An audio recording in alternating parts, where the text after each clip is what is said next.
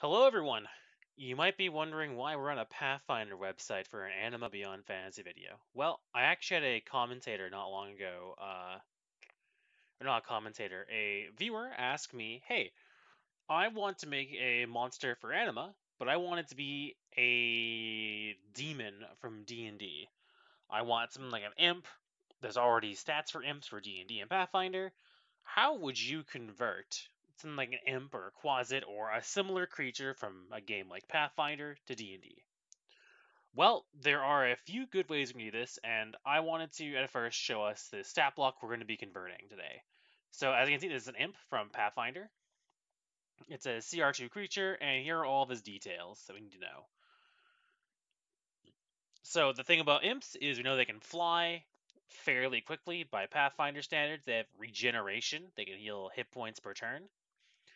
And they have really good vision. They have a decent perception score. They're acrobatic. They're a bit charismatic. And then these other stats, and they have some spells they can cast too. Okay, cool. So how do we convert that to Anima? Well, first, I should show you guys the system. What are they called again? It's like system configuration rules. Either way, we're already here in the book. System conversion is the word I was looking for. So you have this chart right here, which details what a characteristic would be with its stat equivalent.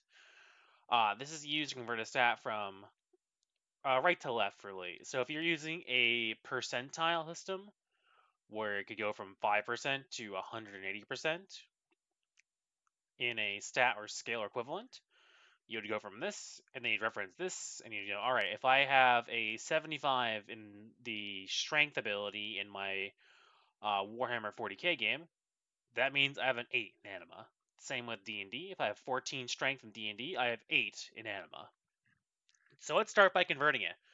So I have a blank character sheet here, and I'm just going to be referencing this sheet and the book. So our guy over here has 10 strength. I can tell you right away that that means he's got 5 strength, 17 dex. And by the way, I'm looking back at the page. I'm not bothering to pan over it so you can see the stats. He has 17 dex though. So 16 is 9, 18 is 10. So we'll say he has 9 round down in Anima fashion. So 9 dex. Agility isn't a stat, so we're making it the same. That's their suggestion in the conversion rules. And you might want to make one lower or one higher. I think, to be honest, since it's like an in between, I think the dex is actually 8, and I think its agility is probably actually 10. When I think of an imp, I think more of a quick flying thing than I do of something that's overly dexterous. They're both, but that's kind of what I'm going for. This guy has 10 con. That's a 5. Actually, I should double check that. Is 10 a 5 or a 4? No, 10 is 6. I misremembered. I thought I was gonna be real good and remember that they're 5s, but no, they're 6s. 13 intelligence, so that means that's in between 12 and 14, so 7 intelligence, we'll say for now. Perception is not a stat in Pathfinder or D&D, so we're going to ignore that for now, put a dash there. Power and willpower aren't stats, they have wisdom. What's this imp's wisdom stat? And charisma. 12 and 14. Well, power is kind of like charisma and anima, not quite. Intelligence factors into charisma too. But let's say we'll give him an 8 in power because he has high charisma and intelligence. And willpower, that's basically just wisdom. So we'll make it wisdom, so that's 12. And 12 wisdom would net us as 7 in our stat. Cool. So perception, this guy has a +7 racial bonus to perception, so I'm just going to give him, let's see what his final perception skill actually is. +7. So he's a +7 to perception. I feel like I'm just going to go and give him a +7 in perception. That's not perfect, but seeing as he's got decent wisdom as well, which is your stat for perception, I think 7 is pretty accurate for this creature. So we have the stats. Normally, when you're building a creature, and now I'm going to go back to the Animal Core rulebook, and we're going to jump around really quickly to the chapter on making creatures, because at this point, we are done using these conversion rules. We don't need to worry about this part of the book anymore. I just want to use this chart for just saying I can use it for once, as I have not used it yet. Because I usually make my own custom monsters. I don't like porting them over. But sometimes, if you just want a straight up demon and don't gotta worry too much about it, then we should just keep it simple and just convert a demon. So this is the Creation of Beings chapter on page 283. Normally, when you're picking out stats for a creature, if you want to follow the rules, that is, you would spend DP to buy stats, up to 15. Or you can just pick them freely, or you can roll dice for them too. I like just picking them myself. In this case, we regenerate the stats via a stat block, so we already had the stats of the creature. Now, we have to determine the type of creature we have here. There's natural, which are human beings and animals. They have between 0 and 10 genosis. This is a demon, so I'll tell you right now, he's definitely a being between worlds, which is creatures who are not from our plane of existence. They don't naturally occur on Gaia. These are demons, elementals, and creatures made by magic, as well as golems and some constructs. Souls or spirits are pretty self-explanatory. They are souls or spirits who are immaterial. They are generally undead, but not all of them are undead. And then finally, we have the undead. If it's undead, it's undead. And there is a separation here because souls and spirits aren't ghosts, but this is where the rules are for ghosts to making them. Elementals also get some special rules here where they get bonuses to their resistances and they get some discounts on certain abilities that fit with their elemental theme. Damage resistance. These are creatures who don't defend themselves. They just tank hits because they have so much health. We're not dealing with that because imps are definitely dodging motherfuckers. Cool. So now we're at the point where we can spend development points or the creation points to build out the monster. And the way you build a monster is the same way you'd build a player character. So we have to figure out what class our imp is and what kind of abilities he needs. So let's go back to their stat block. So what can this imp do? What are his monster abilities? Well, we already pointed them out. He has regeneration. He resists acid and cold. He's immune to fire and poison. And unless you have a magical weapon, you deal less damage to him too. He can fly pretty good, and he's a pretty decently powerful spellcaster. He's able to always detect good and magic. Now, detect good isn't really a spell in Anima, neither is detect magic, but we can still emulate the detect magic part of it pretty easily. Invisibility is definitely a spell we could do. It's an at-will spell for him, so we'll have to see about making it a monster power rather than a spell. And then he has augury and suggestion, as well as the commune spell. These are a bit awkward, and it will be a bit difficult to emulate, but we can figure out some spells that he can learn instead that fit his theme of being able to manipulate individuals and see the future, basically, to a very limited extent. Beyond that, he has a poison attack, which damages your stats, so draining stats, and he can change shape into a boar, giant spider, rat, raven, or anything with a beast-shaped one spell. So those are some things we need to pick out for the imp to make sure that he is an imp. And if we want to be as faithful as possible, that is. There might be some changes and sacrifices we make, because if we make him too powerful, he'll be really high level, which it doesn't really fit the theme of the imp very well now, does it? So our imp is a spellcaster, kinda. He doesn't really cast spells, does he? He just kind of has powers. So I don't think we should give him the gift. In fact, because the imp, really, in the way I look at him, he's more like a rogue, isn't he, with natural weapons? And he's like like he's not a strong rogue, but he definitely fits the archetype of not even quite an assassin. Imp's kind of weird. They're not stealthy like a rogue, but they are finessely like a rogue. So that makes me think maybe acrobatic warrior would be a great class for our imp. And I think that's what we should go with, because he's not stealthy, but he can hold his own in a fight with his poison attacks and his claws. He can cast some spells, but those spells are probably just his monster abilities, not him being able to actually cast spells. These are more things that these are powers gifted to him by a higher power, not his own natural abilities. So we'll put Imp here for his name.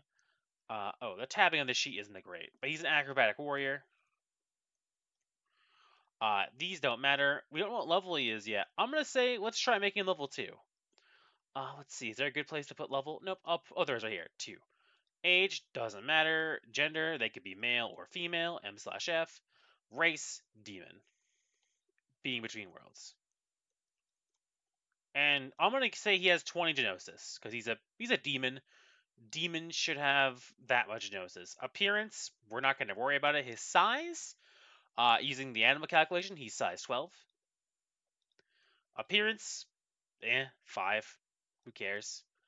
And development points, 6. He has 700 to spend at level 2. Now, we might make a level 3. I think level 2 or level 3 is pretty accurate for an imp. So I'll put 2/3. And we'll put 700/800. And we'll see if we need the 800 to get everything we need. And we might. So let's get to the brass tacks. What powers should our imp have? Now you see I have a third book open. There are some powers in the Those Who Walked Amongst Us book. In fact, I'm just gonna quickly jump to that chapter in the book for reference for later. Because some of the powers in this book that we might need for an imp might not be in the core rulebook. So that's why I have 3 books open. So let's look for some abilities here. So I'm not going to worry about his advantages yet. We'll do that at the end. We're going to buy abilities. And the first one I think we should buy is immune to natural poisons because that's what he's got. You need 20 genosis, which we gave him, and that will cost him 20 of his actual development points. All of these points I'm spending here, by the way, they don't come from any of your pools of DP. They come from your generic quote-unquote pool of DP. So these powers we buy won't cut into the Imp's actual combat abilities, but they will cut into his secondary abilities, is the way to look at it. So the more powers we buy, the more lack of abilities he has. So we're going to buy immune to natural poisons. And I'm going to put these abilities in his background for this sheet. And we're going to keep track how much DP we spend. Oops, fat finger that. Just so we know, we can look back and say, all right, we spent this DP, and so we don't cheat, because we're going to make a monster, we're going to do it right. I don't think we need any of these other abilities. Ooh. Is there night vision in here, or is that an advantage to buy? No. We'll have to buy that as an advantage in the front of the book later on. There is acute senses, but actually, do they have acute senses in the book? Is that like one of his abilities? No.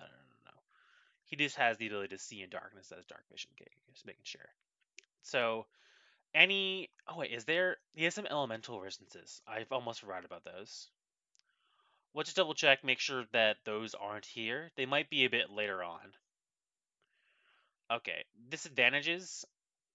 This guy, the imp in question, is weak to good or silver. In Anima, the closest thing to good or silver is light or holy, because light represents the holy element in Anima. So I'm gonna say he's naturally vulnerable to light spells or holy damage.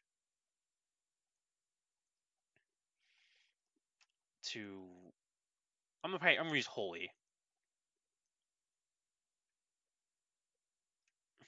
And I'm gonna brackets light spells. Or sorry, not light spells, light element. Because it is an element in Anima. So that's 50% more damage. And we're gonna get 2 of these, one for light and one for silver. So that gives him 10 bonus DP. Also, I like how this one's font is way bigger than this other one's font for no reason. And I'll just copy paste that, but it is silver.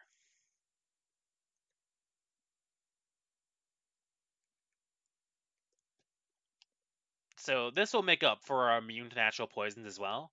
I don't know why the fonts are different. That's just dumb. The sheets are kind of silly. This is why I usually use the Roll20 sheet, but we don't need Roll20, so there's no point. Cool. So those are his weaknesses. Nothing else makes sense to give him, so sick. We could give him Fear of Silver and Holy too if we wanted to double down on that. But I don't think he's afraid to it. I just think it hurts him more, you know. Imps are kind of cowardly, but I don't think it's enough to give him extra DP for. Sick. So these are his bonuses to Breakage and Fortitude. So I think if we keep scrolling down, you'll get to the size chart right down here. This guy is medium sized, so he'll follow all the rules of a medium sized normal creature. So that means he works like a normal player character, so you don't have to worry about it. So he has natural weapons though.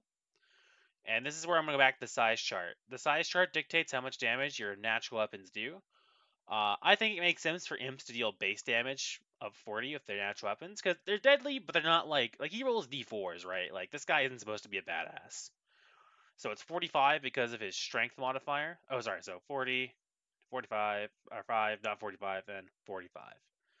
These are his claws. They're plus 20 speed, and we'll write down that he has a natural weapon. And they'll cost 20 DP. I'm pretty sure. Yeah, 20 DP. We could get more attacks or increased damage, but those don't make sense. Damage energy. Let me double check to see if the imp can the imp's claws kill ghosts? I don't think so. No, it doesn't say so. Since his claws can't kill ghosts, it makes no sense for him to damage energy, so we can skip on past that and keep on rolling. So the next thing we should get is the poisoned attack. Sick. Let's buy poisoned attack. The imp's poison is pretty meh in Pathfinder, so we'll make it poison level 60 for the Anima version. Because I think Drain might be expensive. And that'll cost us 60 DP.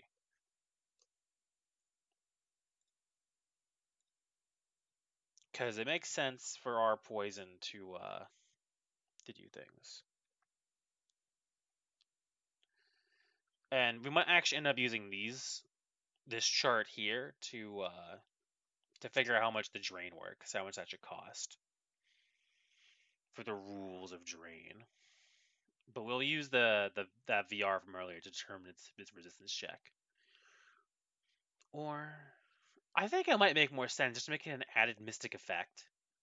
I know it's a poison, but it's a poison that's supposed to drain your dexterity, right?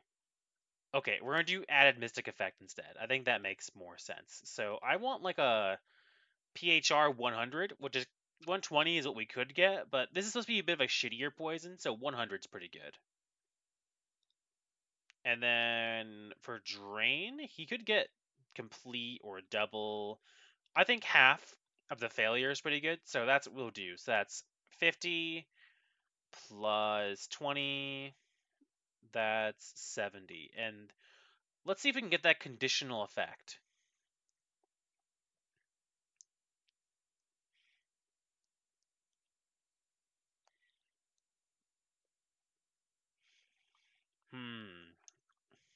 So this is already assuming. Yeah, it's already assuming that you cause them damage. So there's no other effect we're doing yet. So that's 70 DP for an MR 100 dex drain. So we're gonna flavor it as poison anyways. So PHR 100, half drain at 70 DP. And then we'll go up to his claws, and then special PHR 100, half drain. So that means if he if he fails his PHR check, or is this draining life or statistics? Let's double check how drain works. Oh, do we need destroy characteristics instead? I think so.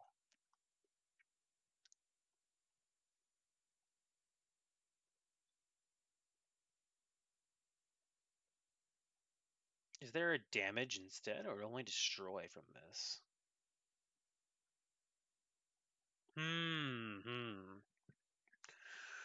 Okay, that's health drain. That's what that drain is. Oh, there's a few ways we can go about it.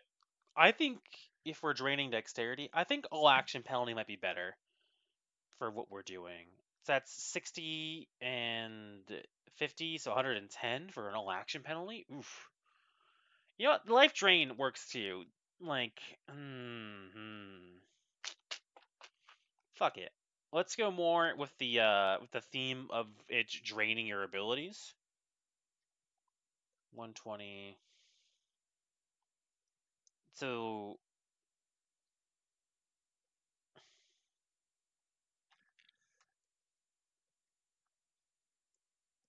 so this is gonna be expensive, but we can find some ways to get some DP back too.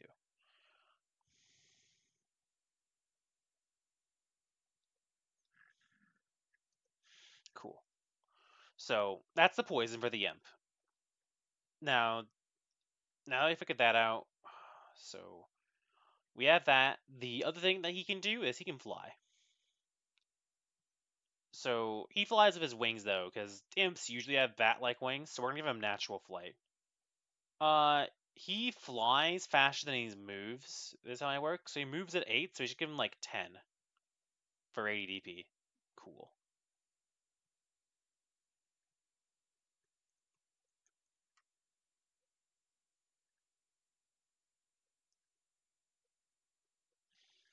So we have his ability to fly, we have his poison, and we have his natural weapons plus his weaknesses, and his immunity to poison. Uh, we could make him immune to fire as well, but and he regenerates. So the most we could give him is regen 14. Is that even enough? Let's check. Is 14 enough for him to actually regenerate health, or is that something we could skip?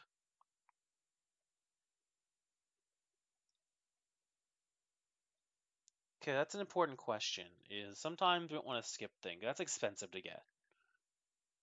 Yeah, if we got regeneration 14, we can get his regeneration too. I think we should at least look at it, right? We might cut things if in cutting them it makes them a better like actual like threat, right? Because regen 13 is 1 hit point per turn, which is close enough to 2 that it's basically the Imp's generation in D&D. Or in Pathfinder. We're not doing it off D&D. This is a Pathfinder stat block we're working off of. So regen 14 costs 140 development points. So many. We might be giving him some more disadvantages just to make up for all these expensive things we're buying. Because that is expensive.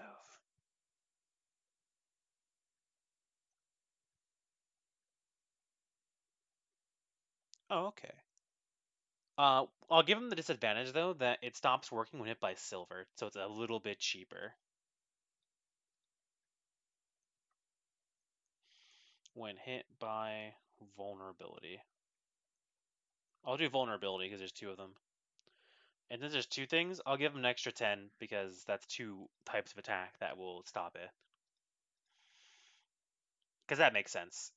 And then special immunities. Oof. He's immune to fire as well.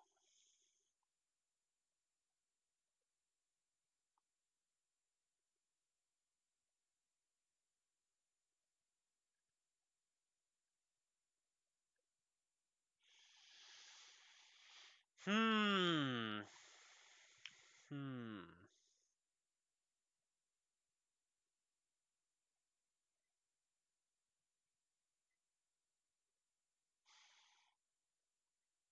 So we could make him roll even more when he gets hit by it, but I think that the 50% more damage from silver and holy is good enough. It looks like we can't really get him immunity to fire as a monster ability in this book, though. That'd be in the book. He doesn't need damage barrier. He doesn't need physical armor or any of that stuff. He doesn't have an elemental or immaterial form or any of his psychic abilities. He does have metamorphosis, though.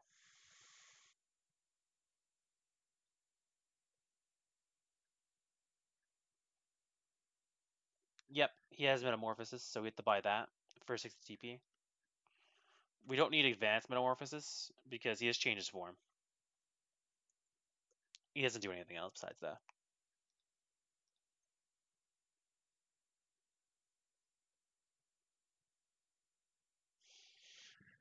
And then we're going to reduce it by 20 by making it condition because he only has certain forms. So conditions, and we look on back, what can he turn into? Boar, giant spider, rat, or raven? We'll just keep those as conditions. So can turn into a boar, rat, giant spider, or raven. And those are his conditions of what he can morph into.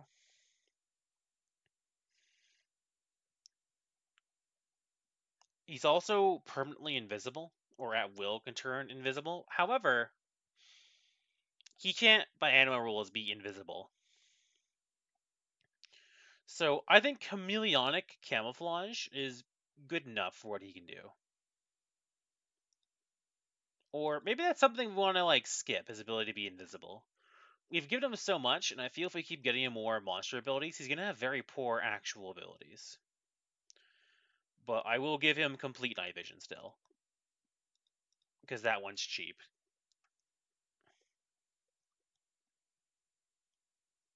Okay, I think these are all the monster abilities. I don't think there's anything actually in the other book I want to care about. So I'm gonna whip out my calculator real quickly, and let's add up how much DP we've actually spent so far.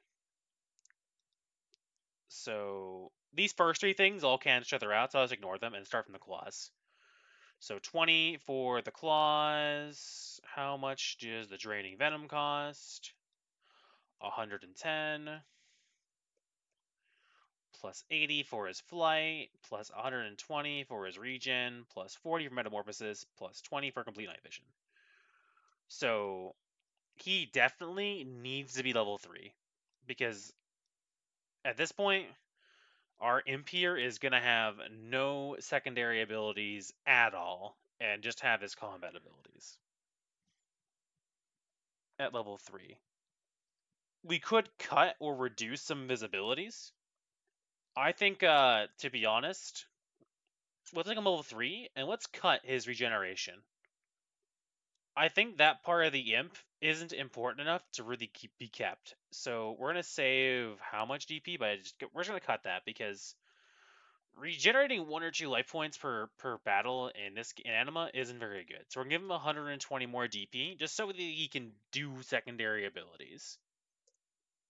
So we've spent a total of 270 DP spent on monster abilities.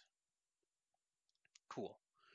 So the rest we have, so we can spend a total of, well, we're back warrior. Let's go with their page and double check what we can actually, what we get, what we can do. Because that's the class I feel fits the imp the most.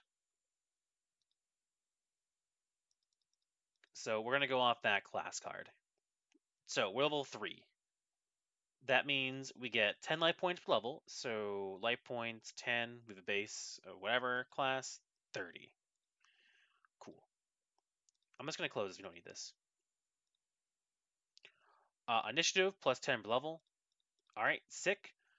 So initiative on this thing is like up here. Am I blind? So that's a speed up. There's gotta. I remember it being somewhere. I might be blind though. Ah, here it is. So his class bonus is 30. I knew I was blind. He gets 25 martial knowledge per level, so he has 75. So we'll probably buy some key stuff for him as well, real quick too, like just the abilities, no techniques. Okay, we don't care about the innate PP, but he has one. He has 15 attack and dodge innately, so let's go up here. 15. And, oh, sorry, not that's block. I thought that'd be attack, because that makes sense. Cool. And let's put in his modifier at this point, because his stats are pretty finalized.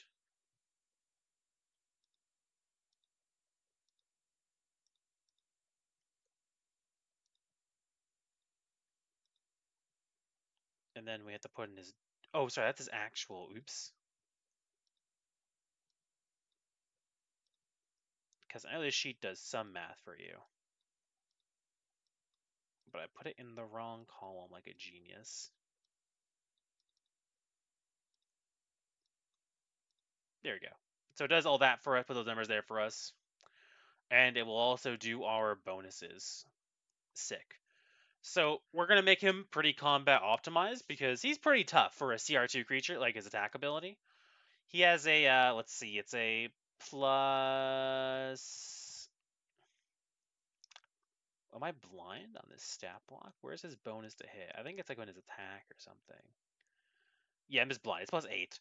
Which at level 2, like assuming he's a level 2 or 3 creature, +8 basically means he probably has optimized attack score.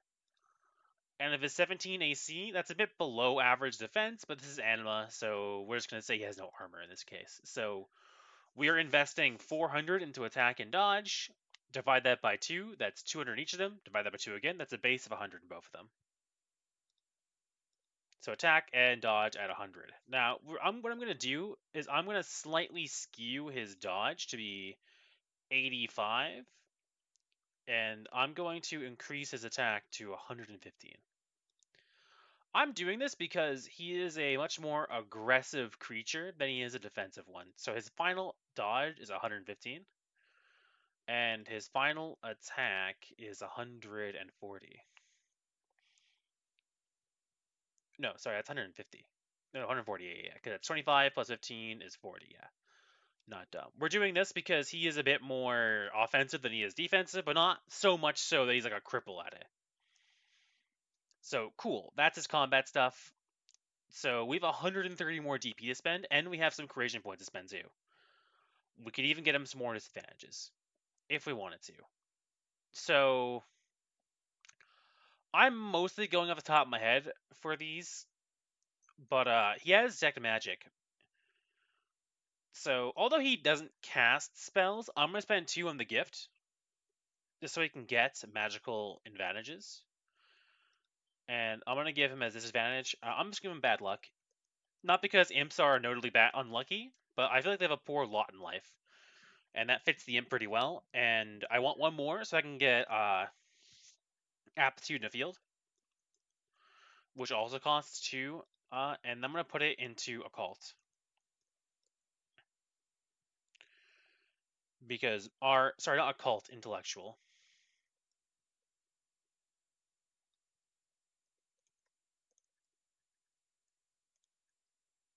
Because the downside of being an acrobatic warrior is your intellectual skills cost 3 to 1.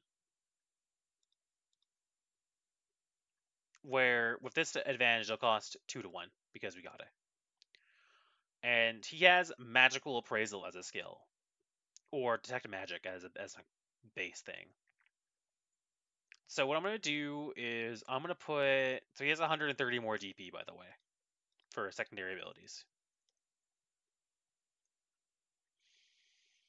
So I'm going to put 50, so I'm going to give it a base 25 into magical appraisal. And what I'm also going to do is I'm going to put my natural bonus, all 3 of them, into magical appraisal. It's magical appraisal is a power skill, so that's 10. So that's going to be an additional plus 30 special bonus because I decided to put my natural bonuses there. So that's 25, 35, a final of 65. We don't care too much about the actual abilities of the acrobatic warrior. At this point, with so I have 130 I just spent. I spent 50. So 130 minus 50. That calculator, what the fuck? 130 minus 50 is 80.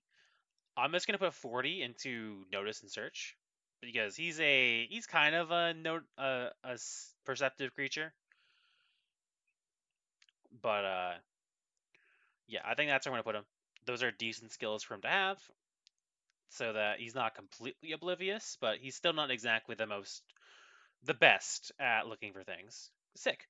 So we spent all of our DP. We spent all 100 on it of it.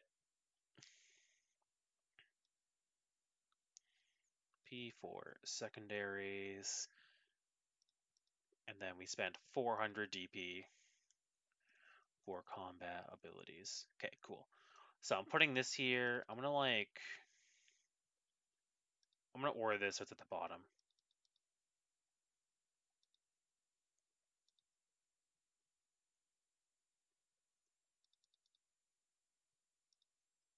There you go. Now his background makes sense for his abilities. Cool. So we have his abilities figured out. Let's put his other class bonuses. He has a +10 to acrobatics, jump, and athleticism. So class, so acrobatics, jump, athleticism per level. So those are 30 actually.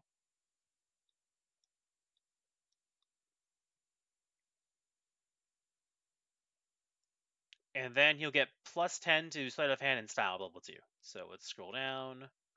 Style 30. And sleight of hand 30.